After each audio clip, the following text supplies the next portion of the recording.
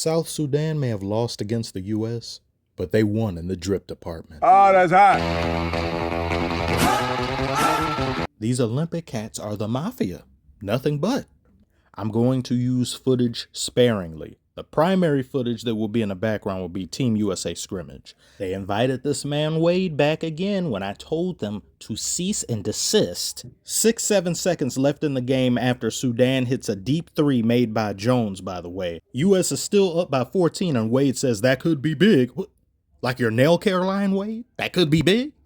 What is he trying to say? What is he trying to do here? Is that supposed to be funny? Are we making fun of the fact that Sudan just got the shot? I don't get it. He irritates me. You guys notice anything about the starting lineup? It looks different, yes, but is somebody missing? Not really. You can't be missing if you were never there in the first place. Kerr finally plays Tatum in the starting lineup and says, I felt like an idiot for not playing him. Kerr's getting a little old. He thought Jason Tatum was Jonathan Kuminga. Kuminga looked like he was giving you a good scoring boost in the first half. What went into the decision not to have him play? It didn't feel, like it was the right thing to do. I got to take the time to acknowledge Mr. Luol Deng. This guy is doing something that isn't being appreciated or talked about enough.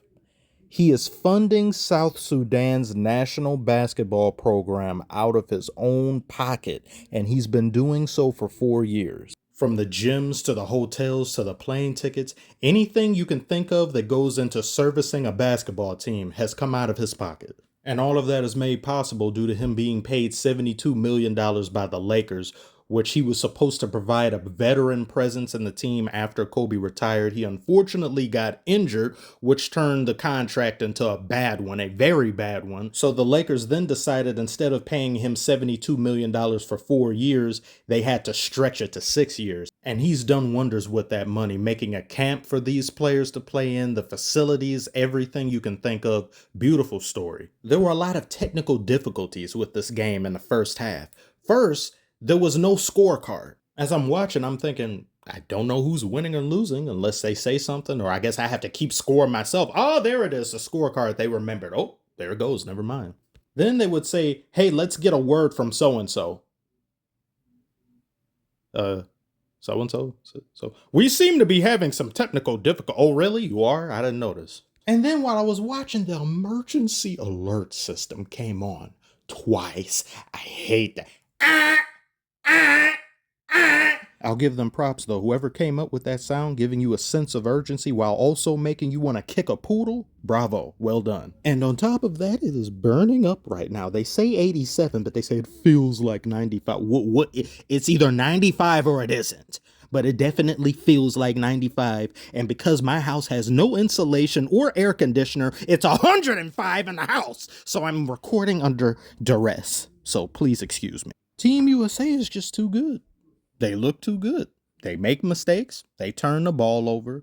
They have scoring droughts, same as any other team, but sometimes these will kind of mount up a little bit more than they should, and they still comfortably beat teams. And if they don't comfortably beat them, I don't see any real worry or anxiousness because they know who they are. They know what they can do. As I've said already, on paper, there should be no excuse for us not to win the gold. Mid difficulty at best.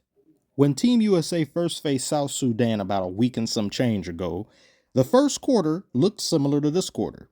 Team USA got out on a big run. They looked vastly superior. And I thought at that time, at that previous game, it was just going to be an utter stompage. But then we saw South Sudan come back with tremendous defense. Everybody on Team USA was getting double teamed. They were scrapping for every possession. And that was able to give them the leg up on Team USA for a good majority of the game, it felt, up until the end where experience ended up winning the day. This game, however, South Sudan, they played to their strengths, but Team USA was more well-rounded in just how many players were contributing. It wasn't just one particular player going off. There was a lot of great ball movement and pristine team basketball. This right here was the best play of the game. My goodness. Quite dazzling, magnifique. You had some people that didn't exactly show up the way they should have. Curry has looked rather sus these past couple of games. He had that one big one against Serbia in the exhibitions, but he just hasn't really been himself the majority of Team USA's basketball so far. And then you had Tatum, who he was out there, but not really. But somehow Tatum got far more criticism, blowback, and utter rage from people on Twitter than Curry. People just don't like Tatum. It's funny though. Like it's actually hilarious, but they just do not like Tatum. There's so much talent on this team. You can have players kind of disappear game to game or quarter to quarter, not really making their presence known, and it's not really going to matter.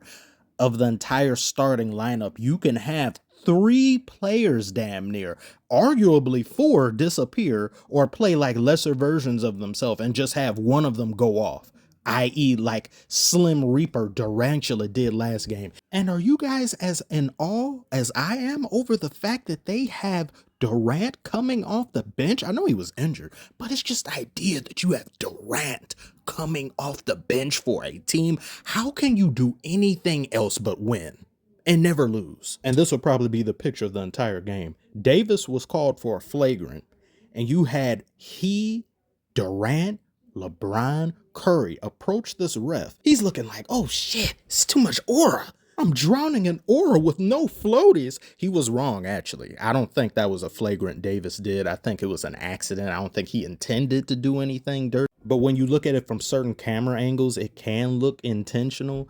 It's kind of a call I think could go either way. And seeing as South Sudan barely got any calls this game, and I think the first half went by and they had maybe 1 trip to the free throw line. But at the same time, I'm not a believer in charity fouls. You don't just get fouls to go your way just because you haven't got them. If they're wrong and you shouldn't get them, you shouldn't get them. But if you are getting fouled and you just aren't getting calls, that's something entirely different.